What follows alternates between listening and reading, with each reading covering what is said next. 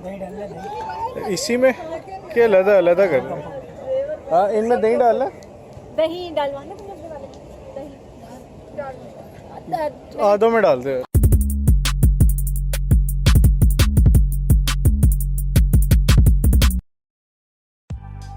अस्सलामुअलैकुम एवरीवन, मैं हूं आप लोगों का लोकल फोटोग्राफी गाइड। उम्मीद है आप सब लोग खैरियत से होंगे। इस एपिसोड में हम सॉर्ट ऑफ रिव्यू और कंपैरिजन देखेंगे इंशाल्लाह। जैसे जैसे DSLR सस्ते हुए तो हर बंदा फुल फ्रेम की बैंड वैगन पे सवार हो गया है, which is not a bad thing. I love full frames and their field of view, but full frame cameras are not cheap और उनके ऑलमोस्ट सारे ही लेंसेज महंगे होते हैं। और अगर हम सिर्फ न्यू लेंसेज की बात करें तो मोस्टली नॉर्मल बेहतर लेंस 50,000 से शुरू होते हैं। अगर तो बाप का पैसा है तो ठीक है, 50,000 नो बिग डील। मगर if you are earning by yourself तो महाना 5 लाख कमाने वाला भी 50,000 खर्चने से पहले सोचेगा until he is earning from these lenses. और अगर तमीज से इस्तेमाल करें तो कोई भी लेंस DSLR से ज़्यादा वक्त गुजारता है। आप अगर 2 लाख का फ़ोन ले सकते हैं तो obviously you can go and buy an expensive lens, but आया कि वो लेंस अपनी प्राइस के हिसाब से वर्थ इट है कि नहीं। आज हम फुल फ्रेम के लिए एक अदद ऑलराउंडर इकोनॉमिकल लेंस देखेंगे जिसको डेली बेसिस पे यूज़ किया जा सकता है। इस एपिसोड के लिए special thanks to Hania for joining us again, super nice and polite librarian. तो इधर उधर की बकवास किए बगैर let's get to the lens. This is Tamron 28-75 with constant f2.8 aperture। ये लेंस नॉर्मल वाइड एंगल से लेकर शॉर्ट टेलीफोटो फोकल लेंथ तक कवर करता है। You can capture landscape at 28 mm and boom 75 mm पे you can grab some awesome portraits। मगर नहीं मेरे दोस्तों, कहानी यहाँ ख़त्म नहीं होती। अगर हम इस लेंस को क्रॉप सेंसर पे यूज़ करें तो ये और awesome फोकल लेंथ बन जाती है। कैनन के क्रॉप सेंसर पे ये 44 mm से लेकर 120 mm तक का फील्ड ऑफ व्यू देगा और aperture will behave like f4.5 मगर कांस्टेंट f4.5। अगर अभी भी आपको मेरी पक्की पसंद नहीं आई then wait for the photoshoot. ये लेंस अराउंड 45,000 तक का नया आता है और second hand it depend somewhere around 30,000 I would say. For the price ये एक ही लेंस है अपनी कैटेगरी में जो कि सस्ता है और उसका कांस्टेंट अपर्चर है। मगर for this price you will lose one thing जो कि इधर कुछ लोगों के लिए काफी इंपॉर्टेंट है, खास तौर पे वो लोग जो DSLR ज्यादा वीडियोस के लिए यूज करते हैं, और वो है इमेज स्टेबलाइजेशन। और ना ही कैनन और नाइकन के DSLR कैमराज में इन बॉडी इमेज स्टेबलाइजेशन है। दो इसी वजह से लोग मिररलेस कैमरास की तरफ शिफ्ट हो रहे हैं। यही सेम फोकल लेंथ का लेंस टैमरॉन सोनी के ई माउंट के लिए भी बनाता है, मगर वो 28-75 1,20,000 के करीब है। एक पुराने जमाने का रूल ऑफ थंब है कि जितनी फोकल लेंथ उतनी एटलीस्ट शटर स्पीड होनी चाहिए। सो अगर मैं 28 mm पे इमेज खींच रहा हूँ तो स्टेबल शॉट के लिए एटलीस्ट मेरी शटर स्पीड 1/30 होनी चाहिए। इसी तरह अगर मैं 75 mm पे इमेज खींच रहा हूँ तो एटलीस्ट मेरी शटर स्पीड 1/80 होनी चाहिए, क्योंकि 1/75 शटर स्पीड कैमराज में नहीं होती। इसकी वजह से मेरे इमेजेस मोस्ट प्रोबेबली नहीं हिलेंगे। फोटोग्राफी के लिए तो ठीक है, मगर video is a different story, क्योंकि विदाउट इमेज स्टेबलाइजेशन वीडियो में स्टटर और जर्क्स फील होंगे which will not look good. Obviously हम पोस्ट में कुछ ठीक कर सकते हैं, मगर इट विल इंक्रीज टाइम और बाज़ औक़ात पोस्ट में सारे काम उस तरह नहीं हो पाते जैसा हम एक्सपेक्ट करते हैं। So let's get started with the image samples. Images से पहले ये भी शूट मैंने पिछले साल किया था, so it's not new. Second, I was so focused for the portraits कि मैंने 90% इमेजेस 75 mm फोकल लेंथ पे खींचे हैं। बाकी कुछ रैंक खून है जो कि डिफरेंट फोकल लेंथ को कवर करेगी। सबसे पहले 28 हो या 75, this lens is not very sharp. Obviously इसका इधर कंपैरिजन हाई एंड लेंसेज से है। It will feel like a glorified 1855 जिसके साथ बैकग्राउंड ब्लर किया जा सकता है। ऑन दी अदर हैंड ये लेंस कलर्स और फ्लेयर्स को बड़ी नफासत से रेंडर करता है। Colours are vibrant, flares are not that bad, और इतनी कीमत के लेंस से जो चीज एक्सपेक्ट नहीं की जा सकती। कॉम्प्लेक्स लाइटिंग सिनेरियोज में ये लेंस पर्पल फ्रिंजिंग नहीं प्रोड्यूस करता। I am impressed with this. On 28 mm images are sharp, slightly vignetting produce होती है बट दैट इज ओके। और अगर इसको जूम करें तो 50 mm पे भी इमेजेस शार्प हैं और फिर 75 mm पे इमेजेस थोड़े सॉफ्ट हो जाते हैं। ऑब्वियसली स्टॉप डाउन करने से शार्पनेस रिकवर हो जाती है, जिसकी वजह से कांस्टेंट अपर्चर का पर्पस फोत हो जाता है। Now let's compare it to 50 mm 1.8। 50 mm 1.8 इससे 1 stop और 2/3 of a stop ज़्यादा ब्राइट है। आसान अल्फाज में 50 mm अपने मैक्स अपर्चर पे इससे डबल से भी ज़्यादा लाइट अब्जॉर्ब करेगा। स्माइल करें हमें।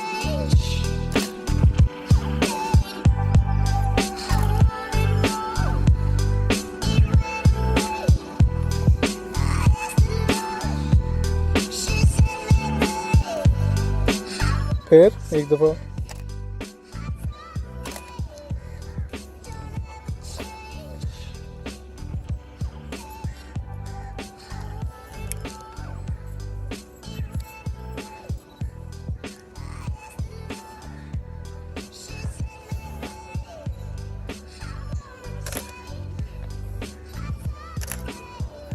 एट 1.8 50 mm का बोका इससे ज़्यादा है और स्मूथ है। दूसरी तरफ हैरत अंगेज तौर पे 28-75 50 mm से थोड़ा ज़्यादा शार्प है अपने वाइड ओपन अपर्चर पे। Seriously I was not expecting it, मगर बोका थोड़ा कम है। अब अगर 50 mm को स्टॉप डाउन करें तो 2.8 पे ये 28-75 से ज़्यादा शार्प हो जाता है और कलर्स और कंट्रास्ट भी 28-75 से ज़्यादा बेहतर हो जाते हैं और बोका ऑलमोस्ट आइडेंटिकल है। अगर ज़्यादा बारीकी से देखें तो 28-75 का बोका थोड़ा ज़्यादा स्मूथ है as compare to 50 mm, but I will say both are equal in this. आप लोगों की क्या राय है ऊपर पोल में शेयर करें। 50 mm तो आता है सस्ता, कैनन बॉयज के लिए 15,000 तक के अंदर की गेम है। अब इसको थोड़े से महंगे लेंस से कंपेयर करते हैं। 85 mm 1.8 अराउंड इसकी कीमत के करीब है और फोकल लेंथ में भी सिर्फ 10 mm का फर्क है, जो कि ऑब्वियसली काफी ज्यादा होता है। मगर मेन स्ट्रीम लेंसेज में 75 mm का प्राइम लेंस नहीं है कोई, तो let's compare it to 85 mm। ठीक है, दोनों 75 mm पे और 80 mm पे। हनिया स्माइल, एक और।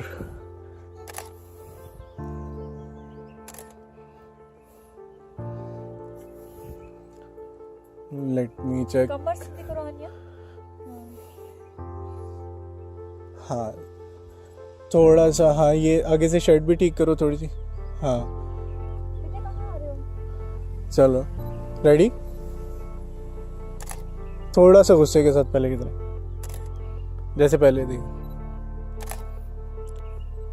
थोड़ा सा राइट साइड पे देखो।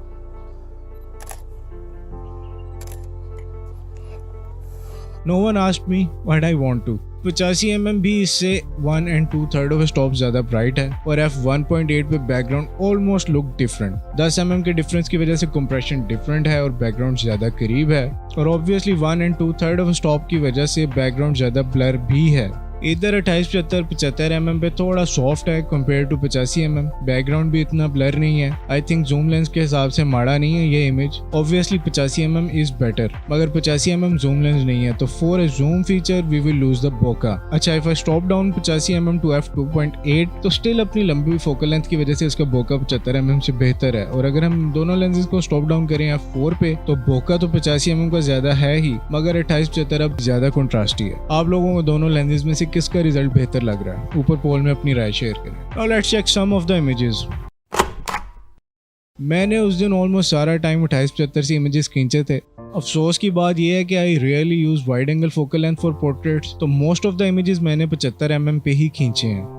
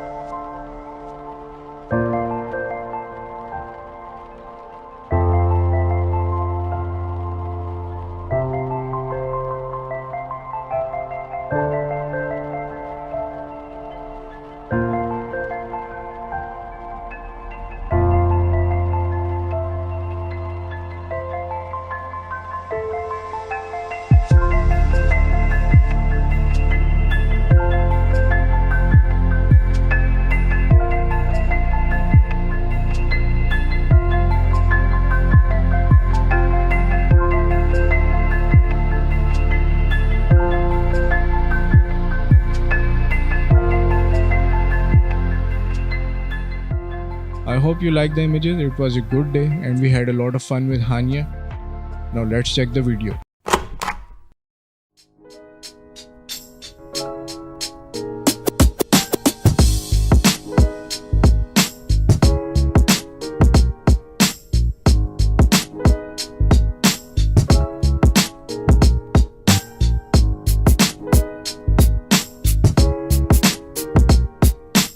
वीडियो से पहले इंपॉर्टेंट बकवास। मेरा आज भी main go to camera Canon 5D Mark II है, बिकॉज अभी तक मैं सिर्फ फोटोग्राफी में ज़िंदगी गुजार रहा था। अब यूट्यूब की वजह से I have to make videos, जिसकी वजह से soon I will try to get more advance camera with good video features. 5D Mark II में वीडियो में लाइव फोकस नहीं है, so I had to manually focus, but I know इसका focus थोड़ा शोर करता है और कैमरा के इंटरनल माइक काफ़ी ज़्यादा शोर पिक करता है इसकी फोकसिंग का। सेकंड, वीडियो में शार्पनेस का ताल्लुक लेंस के अलावा वीडियो कोडेक्स पे भी डिपेंड करता है। Camera to camera video quality भी डिफरेंट होती है, तो watch this samples just for the look, feel and bokeh of the videos. सबसे पहले I will use the camera handheld टूटे हाथों के साथ, और ना तो इस लेंस में स्टेबलाइजेशन है और ना ही कैमरे में, तो video movements will look something like this.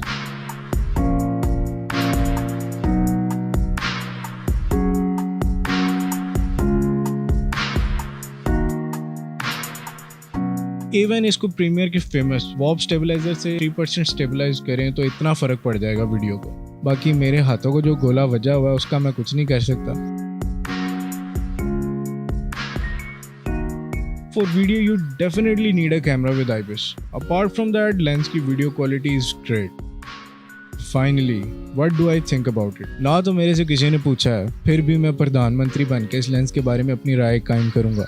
और should you buy it or not? For wedding and fashion photographers, अगर बजट थोड़ा है तो go for it, मगर अगर बजट का मसला नहीं है तो go for 24-105 या 4, क्योंकि उसमें इमेज स्टेबलाइजेशन है, वो इस लेंस से काफ़ी ज़्यादा शार्प है और 105 mm पे बोका भी ज़्यादा स्मूथ और प्यारा है। वो लोग जिनकी फैक्ट्रीज, ऑफिसेज और इवन ऑनलाइन स्टोर्स हैं और वो डिजिटली अपनी प्रोडक्ट्स को रिप्रेजेंट करते हैं, उनके लिए आई would say for the price ये बेहतरीन लेंस है। स्ट्रीट फोटोग्राफर्स के लिए भी इट्स ओके, क्योंकि वो मोस्टली फास्ट शटर स्पीड पे इमेजेस कैप्चर करते हैं। और लैंडस्केप फोटोग्राफी के लिए एज एन हॉबीज तो ठीक है, मगर mostly landscape photographers go for an ultra wide lens.